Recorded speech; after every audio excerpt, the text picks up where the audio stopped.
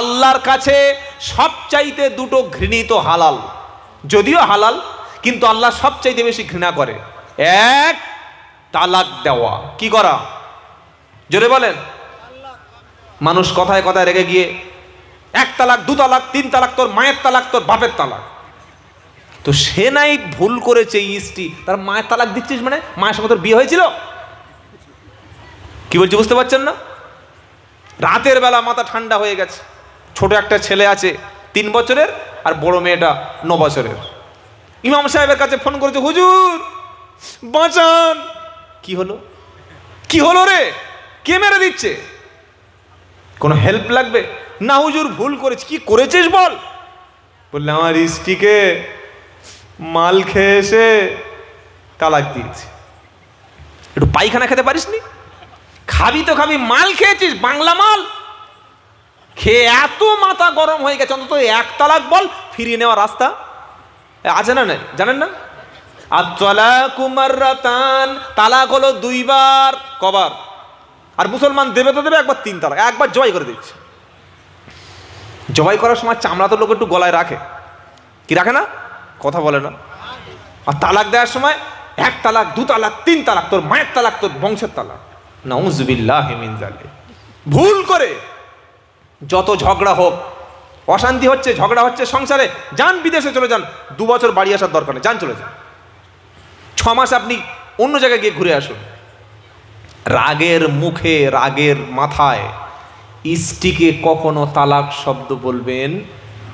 জোরে বলেন। একবার যদি 3 তালাক কেউ বলে ফেলে, ওই স্ত্রী আর ফিরিয়ে নেওয়ার কোনো প্রসেস বলে হুজুর নাই মানে? পাড়ার যে বুড়ো লোক আছে, বৃদ্ধ, ছত্তার চাচা, আব্দুল কুদ্দুস নানা, কোমরে বল নাই, হাত রকম কাঁপছে, চোখে সিগন্যাল নাই, ব্রেনে টাওয়ার নাই, তাকে দিয়ে বিবির কাছে 1 রাত ফেলে দেব, পরের রাত্রে আমাকে এবিডোবিট করে দেবে, আমি মাল নিয়ে ঘুরবো। কি এটা হচ্ছে কি হয় না? এটা হচ্ছে কি হয় না? আবার এটার নাম্বার করেছে আমরা হালালা। নাউযুবিল্লাহি মিন যালিক। আল্লাহ রাসূল লানত করেছেন যারা হালালা করে, যারা হালালা করায়। কিছু মোল্লা মৌলবি যারা মাদ্রাসায় পড়েনি, যাদের ইলম নাই, যারা জ্ঞান শূন্য, তারা এই সমস্ত কাজগুলো করায়। কোনো হাক্কানি আলেম এই কাজ করে না। মনে রাখবেন মুসলমান, কেউ যদি তার স্ত্রীকে একবার তালাক বলে ফেলে, ওই স্ত্রীকে কিয়ামত পর্যন্ত ফিরিয়ে নেওয়ার কোনো রাস্তার 3 তালাক বললে বলে একটাই, তবে রাস্তা খোলা আছে। নাই নয়, আবার রাস্তা একটা আছে। কি রাস্তা? স্ত্রী যদি তালাক হয়ে যাওয়ার পরে দ্বিতীয় কোনো একটা বিয়ে করে, প্রথম স্বামী তালাক দিয়েছে, ইদ্যত পালন করে সময় শেষ, আর একটা বিয়ে করেছে, দ্বিতীয় স্বামীর সংসার করতে করতে আনফরচুনালি, দুর্ভাগ্যক্রমে দ্বিতীয় স্বামীটা যদি মারা যায়, অথবা দ্বিতীয় স্বামী যদি তালাক দিয়েই দেয়, তারপরে পৃথিবীর সমস্ত বৈধ পুরুষ যেমন জায়েজ, ঠিক আগের স্বামীটাও ওই স্ত্রীর কাছে বিয়ে করে তবে জায়েজ। ওই লুঙ্গি দিলাম, 5000 টাকা দিলাম, আমার বিবিকে নিয়ে তুমি রাত্রে থাকো, সকালে ফিরে দেবে, এই ভণ্ডামি ইসলামে নাই। কি বলছি বুঝতে পারছেন না? আবার কিছু মেয়েরা এখন আছে, জানি না আপনাদের বর্তমানের মেয়েরা করে কিনা, এখানকার মহিলারা সব ভালো আল্লাহওয়ালা। আমাদের 24 পরগনা আছে, স্বামীর সাথে কিছু একটা হলেই আমার তালাক দাও, আমি বাবার বাড়ি চলে যাব, তোমার মতো স্বামীর সংসার করব না। এরকম কোনোদিন আপনাদের বলেছে কারো? আপনাদের বলে না? কারো বলে নাই?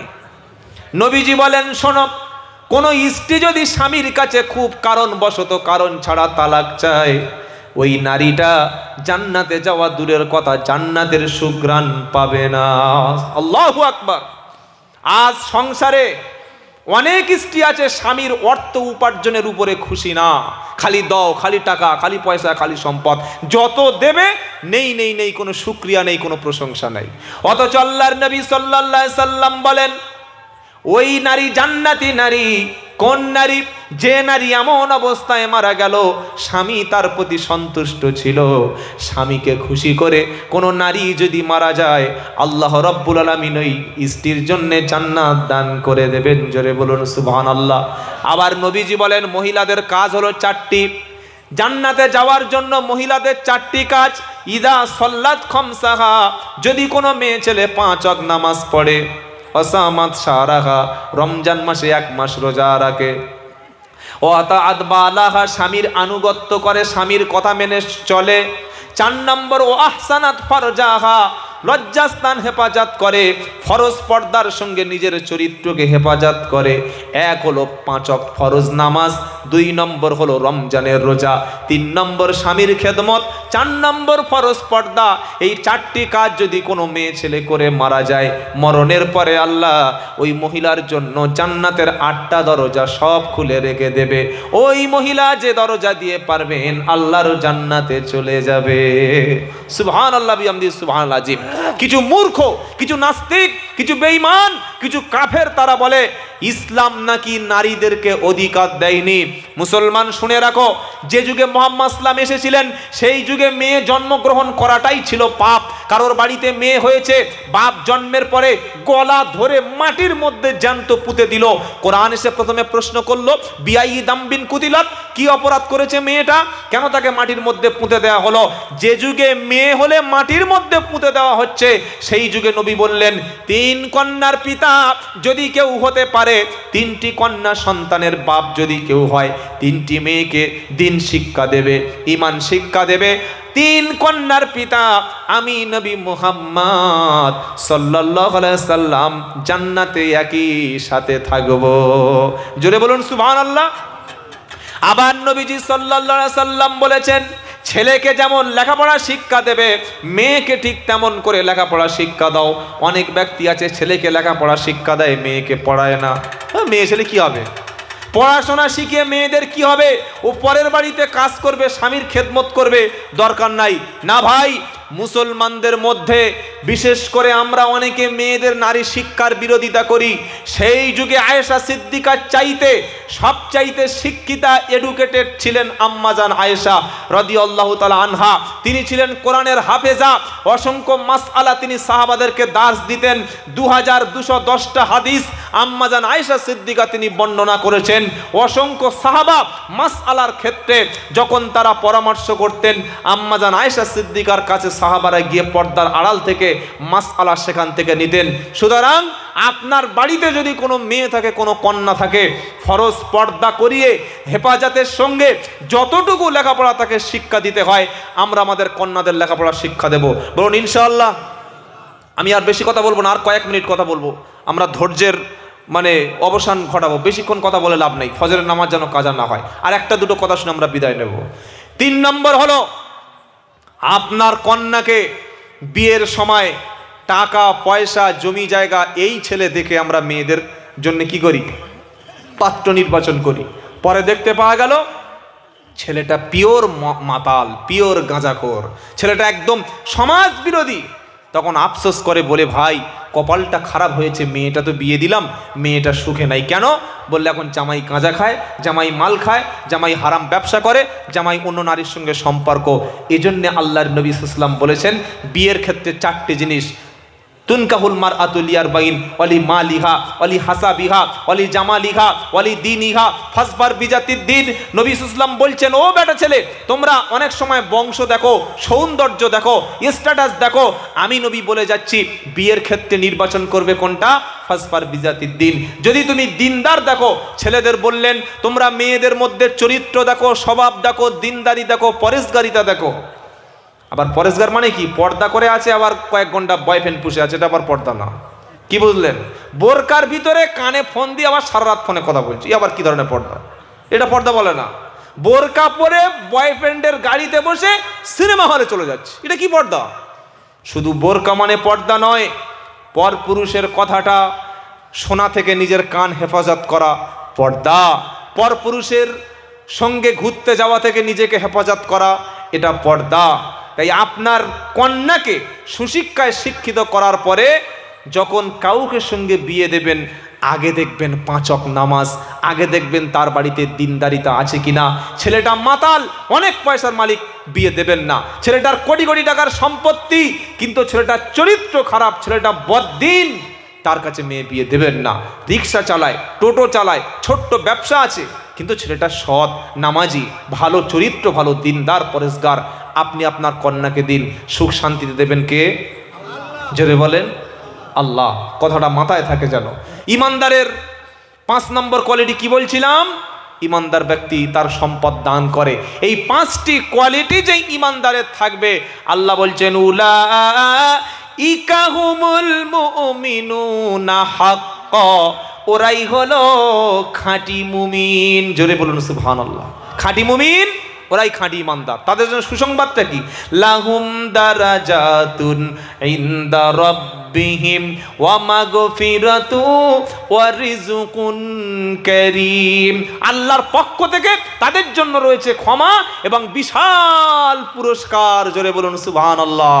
এই 5টি কোয়ালিটি আমরা অর্জন করব ইনশাআল্লাহ। বলেন প্রত্যেকটা ইহুদির 5টা, 6টা, 7টা, 8টা, 9টা, 10টা বাচ্চা। আপনারা বলবেন হুজুর আপনি কি গিয়েছেন? আমি জেনে পড়াশোনা করে গবেষণা করেই তবে আপনার সামনে আমি কথাটা বলছি, আজে বাজে কথা বলছি না। প্রত্যেকটা ইহুদির 8টা, 10টা, 12টা বাচ্চা। ওরা ইহুদি কলোনিগুলো বাড়াচ্ছে। আপনারা মনে করছেন ফিলিস্তিনের গাজা আর রাফা বোম্বিং করে শেষ করে দিলে আর হয়তো পাশে তারা কিছু বলবে না। না, গাজা এবং রাফা ফিলিস্তিনের ধ্বংস করে দেওয়ার পরে ওরা হাত বাড়াবে কিন্তু লেবাননের দিকে, ওরা হাত বাড়াবে মিশরের দিকে, ওরা হাত বাড়াবে সৌদি আরবের দিকে, ওরা হাত বাড়াবে জর্ডানের দিকে, ওরা হাত বাড়াবে পাশে রয়েছে সিরিয়া তাদের দিকে। কারণ ইহুদিদের যে তাদের মোসাদ যে গোয়েন্দা সংস্থা রয়েছে এবং তাদের ইহুদিদের যে মুরব্বিগুলো, রাহাবারগুলো যে রয়েছে, আলেমরা, তারা বলেই দিয়েছে যে গোটা পৃথিবীটাই আমরা ইহুদিজম দিয়ে এটাই আমরা গোটা পৃথিবীতে আমরা রাষ্ট্র ক্ষমতা কায়েম করব। আর তাদের মাসি যে দাজ্জাল, তাদের মাসি এসে তাদের পৃথিবীতে পুরো ইহুদি রাষ্ট্র কায়েম করবে। তাই একের পর এক তারা কলোনিগুলো, দেশগুলো দখল করছে এবং আগামীতে করবে, কারণ তাদের পিছনে রয়েছে আমেরিকা। এই ইহুদিরা বিশ্বের মানুষদেরকে বোকা বানিয়েছে যে একটা ছেলে একটা মেয়ের বেশি হলে তোমাদের জন্য সুখ শান্তি নয়, তোমাদের জন্য বিপদ, তোমরা খাওয়াতে পারবে না, বাচ্চাদের পড়াশোনা শিক্ষা দিতে পারবে না। অথচ তাদের প্রত্যেকের 8টা 10টা বাচ্চা। আমাদের ভারতবর্ষে অনেকে মুসলমানদের নাম শুনলে মনে করে এরা বেশি বাচ্চা নয়। বিশ্বকবি রবীন্দ্রনাথ ঠাকুর নাম শুনেছেন? শোনেন নাই? বিশ্বকবি রবীন্দ্রনাথ ঠাকুররা তার বাবা মায়ের 14টা সন্তানের মধ্যে রবি ঠাকুর ছিলেন 11 নম্বর সন্তান। কি বলছি বুঝতে পেরেছেন? আমাদের যে প্রধানমন্ত্রী নরেন্দ্র মোদী ভাই, তারাও কিন্তু 5 ভাই বোন, যোগীরাও 5-6 ভাই বোন। প্রত্যেক নেতা নেত্রীরা তাদের 5, 6, 7 জন করে ভাই বোন। সুতরাং বেশি সন্তান নেওয়াটা এটা দোষের না। আমাদের রাষ্ট্রে যে টাকা রয়েছে, সম্পদ রয়েছে, যদি নেতারা দুর্নীতি না করত, যদি নেতারা বেইনসাফি না করত, জনগণের ন্যায্য অধিকার যদি ফিরিয়ে দিত, মানুষ না খেয়ে মরার মতো অবস্থা হতো না। এই যে 18,000 ছেলের চাকরি চলে গেল, তাই তো নাকি? কত হাজার? 26,000 চাকরি বাতিল হলো। ভেবেছেন রায়টা কি দিল? যত চাকরি গেছে, এতদিন যারা চাকরি করেছে তাদের টাকাগুলো আরো 7% সুদ সহ ফেরত দিতে হবে। আশ্চর্য কথা। পুরো শিক্ষা ব্যবস্থাটাকে ধ্বংস করে দেওয়ার, কোর্ট থেকে, সরকার থেকে শুরু করে পুরো সিস্টেমটাকে ধ্বংস করে দেবে। সিস্টেমটাকে, শিক্ষাটাকে আপনি ভাবতে পারছেন? স্কুলে মাস্টার না থাকলে আমাদের ছাত্ররা গিয়ে মানুষ হবে কোথায়? পড়াশোনা করবে কোথায়? তারা কোথায় পড়াশোনা করবে? কেন আমরা কথাগুলো বলছি? শিক্ষাই হচ্ছে জাতির মেরুদণ্ড। যে জাতির মধ্যে শিক্ষা নাই তারা নেতৃত্ব দিতে পারে না, যে জাতির মধ্যে শিক্ষা নাই তারা এগিয়ে যেতে পারে না।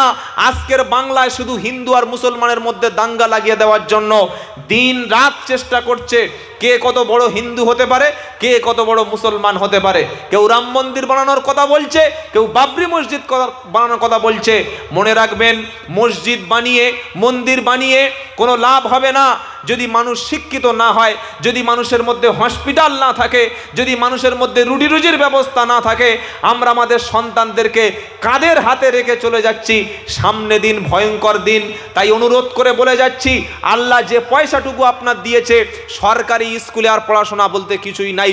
বেসরকারি স্কুল, বেসরকারি মিশনে আপনার ছেলেটাকে, আপনার মেয়েটাকে ভালো স্কুল, ভালো মিশনে পড়িয়ে কোরআন শিক্ষা দিয়ে, দিন শিক্ষা দিয়ে তাকে মুসলমান হিসাবে, মানুষ হিসাবে তৈরি করে রেখে যান। সামনের দিন আরো কঠিন দিন আসছে। আর যে কনসেপশন ইহুদিরা শিখিয়েছে, সন্তান হোক, ছেলে হোক আর মেয়ে হোক, একটার বেশি না, এই আকীদা, এই কথা বিশ্বাস করা কুফরি। আল্লাহ আমাদের সন্তান দিয়েছে, আল্লাহ যতগুলো আমাকে দেবেন, আমার স্ত্রীর শারীরিক অবস্থার দিকে লক্ষ্য রেখে আল্লাহ যতটুকু আমাকে ধারণ ক্ষমতা দিয়েছে, আমি আমার সন্তানদেরকে নেব, মানুষ করব, লেখাপড়ার শিক্ষা দেব, দিন শিক্ষা দেব। কারণ রুজির মালিককে, জোরে বলুন আল্লাহ। ইমানদারের তৃতীয় নমুনা কি বললাম? আল্লাহর উপর ইমানদার ভরসা করে, জোরে বলুন সুবহানাল্লাহ। ইমানদারের আরো দুটো নমুনা বাকি আছে। 4 নম্বর হলো আল্লাযীনা ইউকিমুনাস সালাত।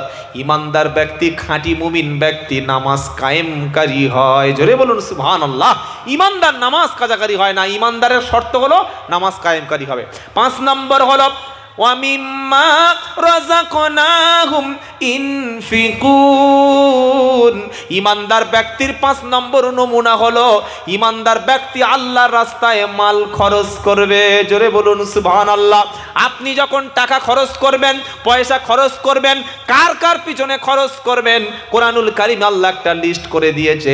ইয়াসআলুনাকা মাদা ইনফিকুন কুল মা আনফাকতুম মিন খায়রিন ফালিল ওয়ালিদাইনি ওয়াল আকরাবিনা ওয়াল ইয়াতামা ওয়াল মাসাকিন ওয়াবনিস সাবিল।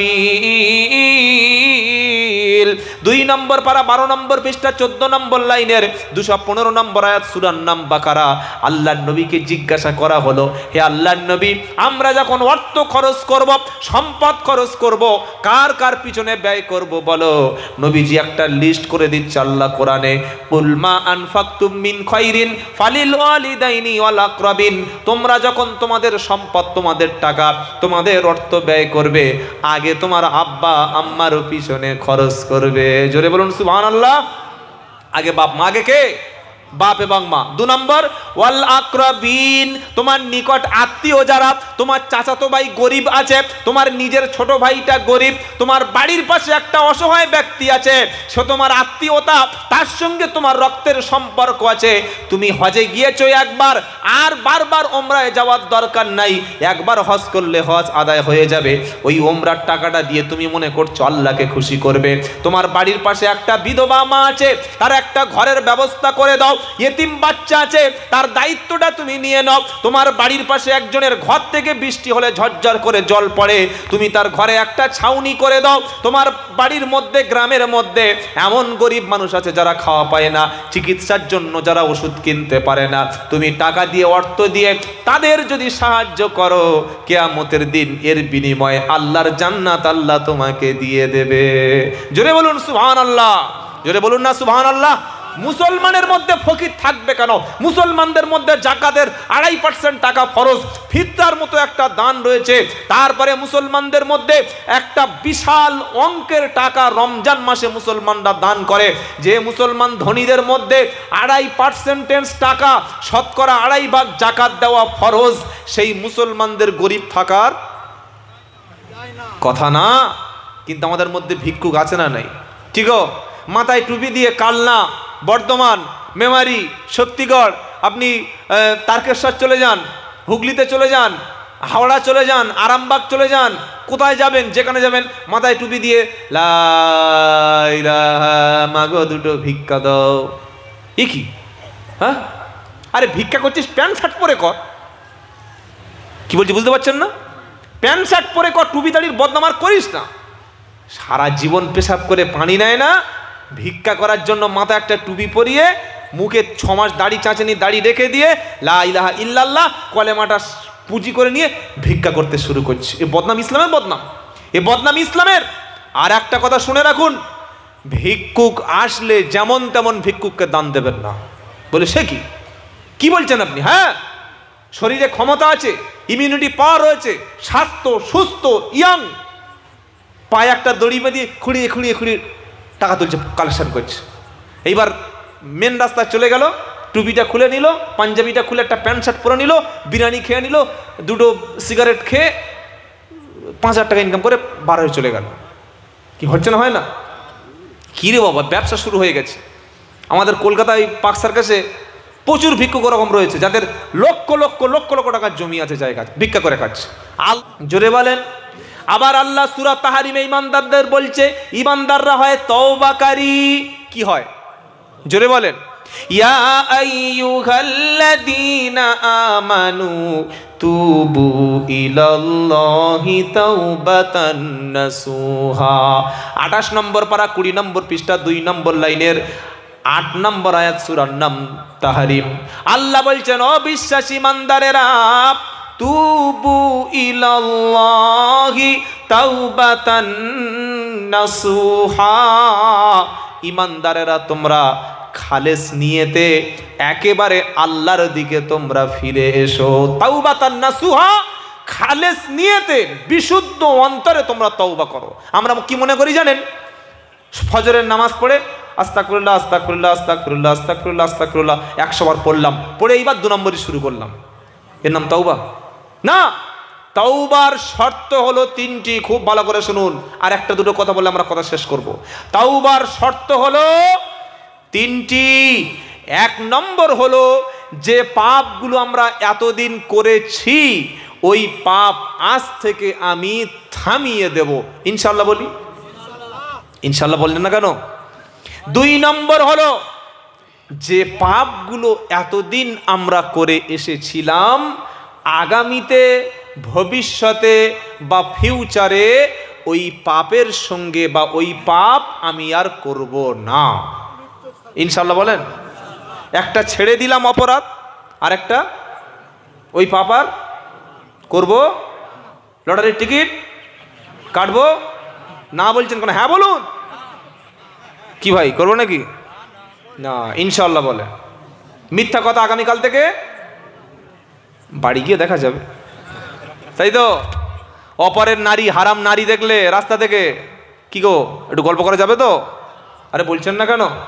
সুদের মাল মুসলমানরা খায়। মুসলমানরা সুদের মাল খায় না, কিন্তু নিজের বিবিকে বন্দনার মহিলা সমিতিতে আছে। হযরত এখানে আস্তাগফিরুল্লাহ, এই যে বললে আপনি খান না। সুদের সবচাইতে 2টো পাপ আছে। সুদের সবচাইতে ছোট পাপ হলো নিজের মাকে বিয়ে করা। সুবহানাল্লাহ বলবেন না নাউজুবিল্লাহ? আজ মুসলমানের ঘরের মেয়েরা বন্ধন মহিলা সমিতি আর এই সমস্ত হারাম কাজের সঙ্গে যুক্ত হয়ে গেছে। নবীজি বলেছেন সাল্লাল্লাহু আলাইহি সাল্লাম, সুদের ছোট পাপ হলো নিজের মাকে বিয়ে করা, আর সুদের সবচাইতে বড় পাপ হলো আল্লাহ এবং তার রসুলের বিরুদ্ধে যুদ্ধ করা। নাউজুবিল্লাহ বলবেন না? কোরআনে আল্লাহ পাক বলছে, তাই ইমানদারদের তওবা করো। তওবার 3টে শর্ত। 1 নম্বর পাপ ছেড়ে দাও, 2 নম্বর ভবিষ্যতে আর ওই পাপ করবে না, 3 নম্বর হলো যে পাপটা করেছো ওই পাপের জন্য আল্লাহর কাছে অনুতপ্ত হও। পৃথিবী না জানুক আমি তো জানি কি পাপ করেছি হায়। কেউ জানে না। এই যে সাদা পাঞ্জাবি, সাদা টুপি আর সুন্দর রুমাল পরে বসে বসে বক্তব্য করছি, সকলে মনে করছে না বিখ্যাত মাল, কিন্তু আমি যে কি শুধু আমি জানি। আর আপনারা যারা টুপি মাথায় দিয়ে সুন্দর করে বসে আছেন, আমার তো দেখে মনে হচ্ছে সব একদম জিব্রাইল মিকাইলের খালাতো ভাই বসে আছে, ফেরেশতারা।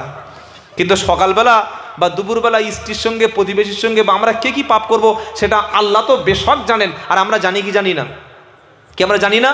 তাই কবি বলছে, পৃথিবী না জানুক আমি তো জানি কি পাপ করেছি হায়।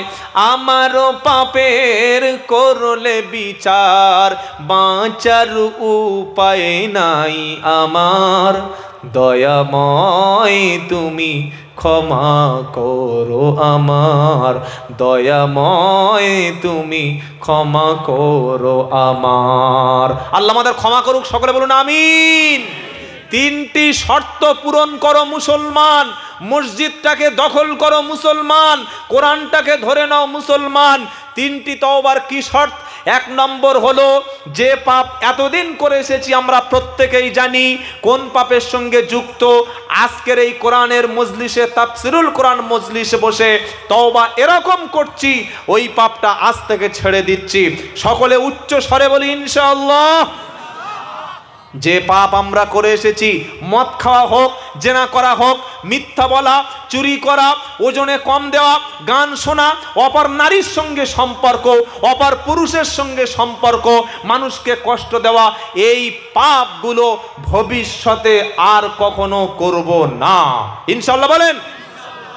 আর আজকে রাত্রে বাড়িতে ফিরে গিয়ে ওযু যদি না থাকে, বাড়িতে ফিরে গিয়ে তাহাজ্জুদের সময় হয়ে গেছে, ওযুটা করে বাড়ির মধ্যে নামাজের পাটিটা বিছিয়ে মুসলমান অন্তত 2 রাকাত নামাজ পড়বে। যে সূরা জানা আছে তাই পড়বে, সূরা জানা নাও থাকলে আল্লাহু আকবার সুবহানাল্লাহ বলে 2 রাকাত নামাজ পড়ে সেজদায় গিয়ে কেঁদে আল্লাহকে বলবেন, আল্লাহ আমি জেনা করেছিলাম, চুরি করেছিলাম, মিথ্যা বলেছি, নামাজ কাজা করেছি, সুদ খেয়েছি, হারাম খেয়েছি, তাই আল্লাহ তুমি অসন্তুষ্ট হয়ে গেছো। আজকের কোরআনের মাহফিল থেকে আমি তওবা করে এসেছি, আর মিথ্যা বলবো না, আর নামাজ কাজা করব না, আর সুদ খাবো না, আর হারাম খাবো না, অবৈধ সম্পর্ক রাখবো না। চোখের পানি যদি ফেলে আল্লাহকে একবার রাজি করতে পারেন, আল্লাহ পাক বলছে শোনো তোমার জীবনের সব গুনাহ মাফ হয়ে যাবে। শুধু মাফ হবে না, আসল কথা তো এখন শোনেন নাই, ওই আয়াতটা বলবো ইল্লা মান তাবা ওয়া আমানা ওয়া আমিলা আমালান সলিহা ফাউলাইকা ইউবাদদিলুল্লাহু সাইয়্যাতিহিম হাসানাত ওয়া কানাল্লাহু গফুরুর রহিমা। 19 নম্বর পারা 5 নম্বর পৃষ্ঠা 2 নম্বর লাইনের 70 নম্বর আয়াত, সূরার নাম ফুরকান। আল্লাহ বলছে কিন্তু তাদের মধ্যে ফিরে এসে তওবা করবে যারা, আর তওবা করার পরে ঈমান আনবে যারা, আমি আল্লাহ তাদের জীবনের সব গুনাহগুলি তো মুছে দেব, আর যে গুনাহগুলি জীবনে হয়েছে ওই গুনাহগুলি আমি আল্লাহ নেকি দিয়ে পরিবর্তন করে দেব। জোরে বলুন সুবহানাল্লাহ। কি শুনলেন মুসলমান? মদ খাওয়ার গোনা, চুরির গোনা, জেনার গোনা, নামাজ কাজা করার গোনা, পাপের গোনা, যত রকমের পাপ বড় ছোট যা গুনাহ করেছি, এই গোনাগুলি সব তো মুছেই যাবে। শুধু মুছে যাবে না, এইগুলি আল্লাহ তাআলা নেকি দিয়ে বদলে দেবে যদি আমরা 3টি শর্ত পূরণ করি। মনে আছে? 1 নম্বর শর্ত কি বলুন? পাপ আমরা ছেড়ে দেব। পাপ আমরা, জোরে বলেন, পাপ আমরা। 2 নম্বর শর্ত কি? মুখস্থ করে বাড়ি যান। 2 নম্বর হলো এই পাপ ভবিষ্যতে আর, জোরে বলেন, করব না। 3 নম্বর এই পাপের জন্য আমরা আল্লাহর কাছে কাঁদবো, চোখের পানি ফেলবো। সকলে ইনশাআল্লাহ বলেন, সকলে বলেন ইনশাআল্লাহ। ইমানদারদের সম্পর্কে কয়েক হাজার কথা কোরআনে আছে, আর আমি লম্বা কথা বলতে চাই না। আমরা প্রত্যেকে যারা এসেছি শপথ নিন, আমরা পাল্টাবো, আমরা আমাদের সমাজ পাল্টাবো, আমরা নিজেদেরকে পরিবর্তন করব ইনশাআল্লাহ বলেন। কোরআনে আল্লাহ স্পর্শ বলে দিয়েছেন, স্পষ্ট আকারে স্পর্শ কথা বলে দিয়েছেন, স্পর্শ কাতর কথা। কি বলেছে? সেই জাতিকে আমি আল্লাহ পরিবর্তন করি না। কোন জাতি? যে জাতি নিজের থেকে যতক্ষণ না পরিবর্তন হয়। একটা প্রশ্ন অনেকে করে থাকেন, কি জানেন? বলে হুজুর, আবাবিল পাখি তো কাবা শরীফ ধ্বংস করতে এসেছিল যখন ওই বাদশাহ আব্রাহা, তো সে সময় তো আবাবিল পাখি পাঠিয়ে আল্লাহ কাবাকে হেফাজত করেছিলেন। তো আজকের আবাবিল পাখি কোথায়? আর জিব্রাইল কোথায়? আর ফেরেশতা কোথায়? কই মায়ানমারে তো ফেরেশতা আসলো না, ইরাকে তো ফেরেশতা নামলো না, আফগানিস্তান ধ্বংস করে দিল, জিব্রাইল আসলো না, ফিলিস্তিনের লক্ষ লক্ষ মানুষ শেষ করে দিচ্ছে, ফেরেশতা কি মারা গেছে? আসলো না। এ প্রশ্ন অনেক ভাইয়ের আমার করে, অনেক মুসলমান করে। কোথায় ফেরেশতা? কোথায় আবাবিল? সত্যি যদি আল্লাহ থাকে, সত্যি যদি ফেরেশতা থাকে, তাদের কথা এরকম নাস্তিকের মতো, তাহলে ফেরেশতা কেন আসে না? কেন আসে না বলবো, এটা বলে আমরা কথা শেষ করছি। সেটা কি জানেন? যেদিন আব্রাহা বাদশাহ কাবা শরীফ ধ্বংস করতে গিয়েছিল, সেদিন কাবা শরীফ দেখাশোনার দায়িত্বে ছিল নবীর দাদু আব্দুল মুত্তালিব। আব্দুল মুত্তালিবের 200 মতো উট ছিল, কয়েকশো দুম্বা বকরি ভেড়া এইগুলো ছিল। আব্রাহা বাদশার সেনাবাহিনী গিয়ে আব্দুল মুত্তালিবের উট ভেড়া দুম্বাগুলো প্রথমে দখল করেছে। নবীর দাদু আব্দুল মুত্তালিব আব্রাহার সঙ্গে দেখা করলো, জালিম বাদশাহ। বাদশাহ বলছে, বলো আব্দুল মুত্তালিব কি বলছো বলো। তখন আব্দুল মুত্তালিব বলছে, বাদশাহ আব্রাহা, তোমার সেনাবাহিনীর লোকেরা এসেছে, আমার উট, আমার দুম্বা, আমার ভেড়া বকরি দখল করে নিয়েছে, অবিলম্বে আমার উটগুলো দুম্বাগুলো ফেরত দাও। আব্রাহা বলছে, পাগল দেখেছি পৃথিবীতে অনেক, তোমার মতো তো পাগল দেখি নাই। আমরা কাবা ধ্বংস করতে এসেছি ইয়েমেনের সানা থেকে, তুমি কাবা শরীফকে বাঁচানোর জন্য আমার কাছে হাতে পায়ে ধরবে, তা না বলে তোমার উট চাইছো। ও মুসলমান, শুনে রাখো কথাটা, ঈমান মজবুত করো। সেই সময় আব্দুল মুত্তালিব বলেছিল, উট দুম্বা বকরির মালিক আমি, তাই এটার হেফাজতের দায়িত্ব আমার, আমি চেষ্টা করছি। আর কাবা শরীফের মালিক হলেন কে? জোরে বলুন সকলে। এতগুলো মানুষের এই আওয়াজ, এই যদি আপনাদের আওয়াজ হয় আপনারা এই শহীদ হবেন। আল্লাহু আকবার। জোরে বলুন, কাবার মালিক কে? আরো জোরে একসঙ্গে বলুন, কে? আব্দুল মুত্তালিব বলল, কাবার মালিক আল্লাহ, ওই আল্লাহ হেফাজত করবে। আমি আল্লাহর ঘর ধরে বলে এসছি, আল্লাহ আমার ক্ষমতা নাই এই কাবা শরীফ বাঁচানোর, তাই আপনার হাতে, ক্ষমতার হাতে ছেড়ে দিলাম, আপনি বাঁচিয়ে নিন।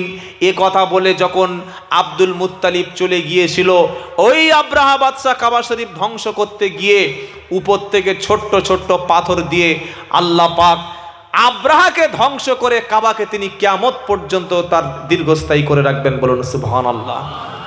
আজ পৃথিবীতে 200 কোটি মুসলমান, ফিলিস্তিনে মুসলমান মরছে, মসজিদগুলো দখল হচ্ছে। সব মসজিদ ছেড়ে দিন, আপনার মসজিদ দখল হবে, আপনি দাঁড়িয়ে দেখা ছাড়া কিছু করতে পারবেন না। তাই আজকের আমরা একটা শপথ নেব। নেবেন শপথ? শপথ নেবেন। যারা বীর পুরুষ, যারা ঈমানদার, যারা আল্লাহকে ভালোবাসেন, সেই বর্ধমানের বীর মুসলমানগুলো দেখতে চাই। কাপুরুষ যারা, মুনাফিক যারা, তারা হাত তুলবেন না, ঈমানদাররা হাত তুলবেন। নামাজের জন্য শপথ করব, আর হারাম ছেড়ে দেওয়ার জন্য শপথ করব। যারা জান্নাতে যেতে চান, যারা ঈমান নিয়ে কবরে যেতে চান, আজকে রাত্রে যদি আমার মরণটা হয়ে যায়, আমি যেন ঈমান নিয়ে যেতে পারি, এই রকম শপথ যারা করবেন, আর জীবনে কখনো নামাজ ছাড়বেন না, আর কোরআন কখনো ছাড়বেন না। যখন বলবো হাত তুলুন, তখনই হাত তুলবেন। তৈরি হন আস্তে আস্তে। জাহান্নামীদের প্রশ্ন করা হবে, ও জাহান্নামীরা, কেন জাহান্নামে এসছো? ইয়াতাসালুনা আনিল মুজরিমিনা মা সালাকাকুম ফি সাকর। জাহান্নামীরা বলবে, ক্বালু লাম নাকু মিনাল মুসাল্লিন, আমরা নামাজ পড়তাম না, নামাজ পড়তাম না। তাই সকলে যারা ঈমানদার আছেন, যারা আল্লাহকে বিশ্বাস করেন, দুহাত আল্লাহর কাছে তুলে বলুন, আর জীবনে কখনো নামাজ ছাড়বো না। দেখি সবাই হাত তুলুন যারা পারবেন। নারায়ে তাকবীর। এই কেউ হাত নামাবেন না, আল্লাহর বান্দা যারা হাত নামাবেন না, বলুন ইয়া আল্লাহ, আপনার নামে শপথ করছি, মৃত্যু পর্যন্ত নামাজ ছেড়ে দেব না।